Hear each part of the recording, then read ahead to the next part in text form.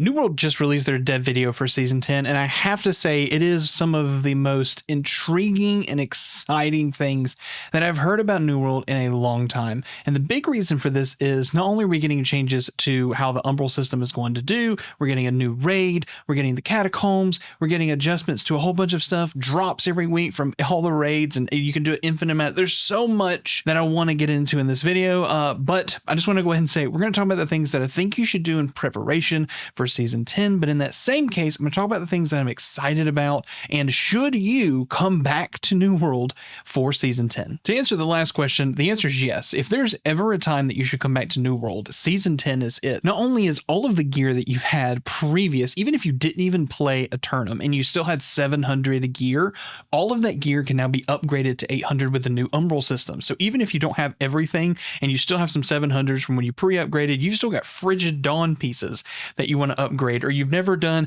Coconut or Hive of Gorgon or any of that stuff to get 725, you now can just skip all that progression, use the Umbrals, and get back to where everyone else is so you don't feel like you're so far behind. As far as story goes, this is apparently the largest map that they've ever done, and in that same case, it looks absolutely gorgeous. It sounds like there's going to be a great story to go along with it, but as far as like a player, I'm not necessarily so much worried about the story. I'm worried about the mechanics and the things that are going to matter, because we as a company are going to push the raid like day one, day two, and it sounds crazy to kind of like speed through content, but this is what we love to do. So let's talk about some changes when it comes to the Umbrals and some things that are really important that you probably want to know. Number one, set bonuses are coming to New World, and they didn't go too far into this, but they did say that you're going to get them from PvP as well as PvE. M3s, raids, all that stuff are going to have a set bonus, some of them in 2 or 3, some of the 4 or 5, whatever the case, and some of the 1, depending on how it is. So it's really nice that you can go and farm and get those pieces. And then on that same thing, you're going to be able to get infixes, which is like their version of like a stuck perk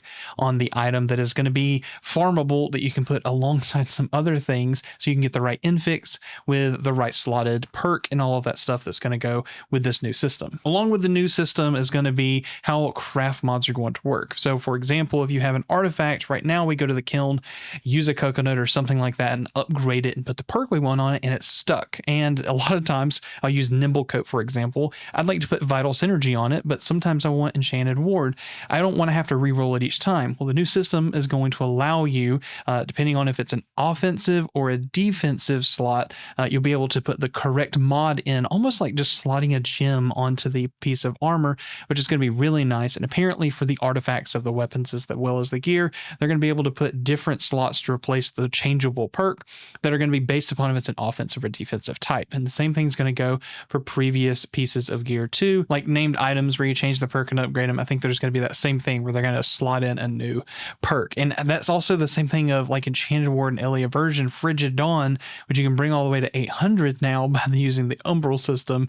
And there's so much cool stuff with that. Speaking of Umbrals, let's talk about that. Apparently there's a cap each week on where you can get your Umbrals and the like cap of how many you can use. And the way they described it is you can basically take 5 pieces each week from the 730 gear score to 800, 5 pieces, or you can do, they did the math, 10 pieces from 730 to 790, or 15 pieces from 730 to 780.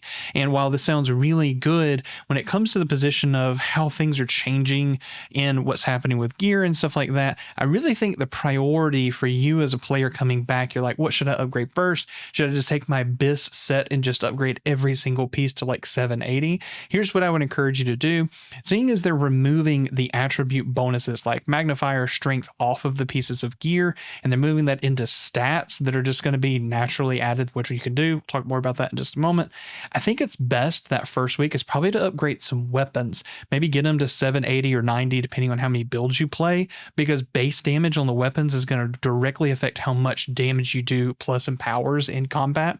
Whereas you're probably just increasing your armor rating, and you'll probably pick up a bunch of armor pieces anyway. So maybe upgrade your artifacts, maybe pick a few of those based upon what you want to do, and probably wait to upgrade something until you know what's going to be dropping in the new season. So maybe hold your umbrals before you spend them, and then maybe spend them on something like an artifact. Maybe not go all the way that first week, so you don't feel like you're just locked out for 5 more days of content. Maybe just go to 780. I'm not sure the base damage is going to be that much difference between 780 and 800, but there was a decent amount of difference between 700 and 725, so maybe that's the case. We'll find out more when it releases next week. Let's talk about attribute splits. Now, here's what's happened. They removed attributes off of each piece of gear, and they've put them inside the actual just leveling of the character. So instead of having to add, you get to your 220 points plus all of your other points that come from your gear pieces, you're just going to get them as they're just basically going to fill them into the leveling process. So instead of you having to actually get pieces and worry about magnify and do I need intelligence, you're just going to have the points to spend, which will be really nice for stat splits.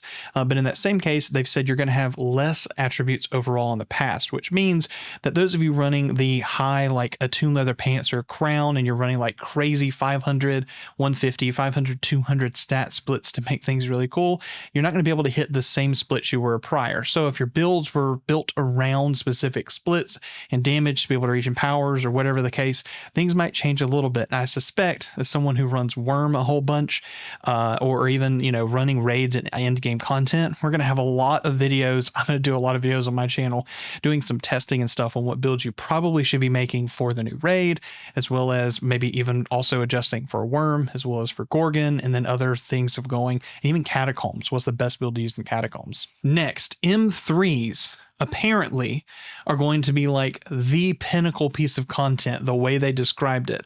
So M3s are going to be one of the only, if not the only place where you can drop all of the pieces where you can slot an offensive or a defensive or whatever kind of the little like perk slots. You're going to be able to get all 4. So a gem plus 3 perks that you're going to be able to basically just slot things on. It's almost like doing a 3 perk guaranteed craft kind of thing. But doing M3s is going to get you a chance to drop those pieces of gear, and you're going to be able to slot your own perks on them. So I think that we're going to have a huge focus on in-game PvE content that will directly reflect itself inside of PvP, OPR content, things like that. I'm not sure how it's going to impact war or stuff, but as far as it comes to just getting gear and using it, I think this is really an awesome thing to give back to M3s and make them viable again. Also, they said for raid amounts, it looks like that you can do the raid every single time and get loot every single time you do it rather than once a week. So they didn't say Gorgon specifically. They were talking about the new raid, that every time you do it, you're going to get loot drops, and you're kind of just trying to gear hunt to find the right infix or perks that match to go alongside it if you get a defensive slot or an offensive slot plus something else. So you're going to keep farming gear basically, which is going to be awesome. So those of us that are PvE focused and love that are going to be able to gear grind constantly and really like gear ourselves out. And I'm curious to see what gear score those pieces will drop, if they'll drop in the upper 700s, or even an 800 drop will come from the raid. That'd be really cool. I guess we'll find out more when it drops next week, or maybe even the patch notes that come out hopefully soon. Another really big one is Hardy on the ring is now gone. It's being reworked, and what they've done is instead of making it to where you only get 2 rolls, they've adjusted the rolls so that you're going to get 3 rolls if you're in light and medium and 2 in heavy, just like if you had Hardy. But they're removing the Hardy perk and what it does, the like 10% extra stamina, and they're reworking the perks. So that being said, this basically makes it to where you don't have to have a ring with Hardy to basically have the viability of as a light or medium player. Now you can try to find some different really cool combinations of 3 perk rings rather than just trying to always guarantee a Hardy ring. Honestly, the best part about the entire dev video, I would encourage you to go watch it, is the Catacombs. That whole section where they talk about the development of the Catacombs and they show you how it goes, and the procedural part of it was just breathtaking. You can low queue times where you can go in basically as a solo and start going through it. It's like 6 bosses, and the way they said it was like hardcore experienced players within the first week probably will get through boss 4 or 5. I'm sure someone's going to already get through 6, but whatever the case, it's apparently supposed to be really difficult, and you're not like set to queue as a tank or a healer or a DPS, and you might end up all 3 DPS or all 3 healers, but there's apparently buffs inside that will give you bonuses. So even if you're like all DPS, there's going to be things that are more paladin based to be able to heal you. And they mention this, and I would encourage you again to go, at least if there's something you're going to watch in this hour and 20 something minute dev video, watch the catacombs video part of it, and then the last part where they talk about all of these changes to gear. As far as perks go, the slottable perks, it looks like all that's going to be a part of crafting, and it's going to be requiring things like weaponsmithing and armoring specifically is what they said. So it looks like there's going to be some viability for crafting in this like actual update, but in that same case, we don't know what those resources are going to be. I speculate, and I hope I'm saying this without shooting myself in the foot, I'm speculating that craft mods themselves will play a big part in you crafting the correct perk that's going to slot. So if it's me, and if you're on Hudson Land, don't go snipe them all because I'm trying to go pick them up myself.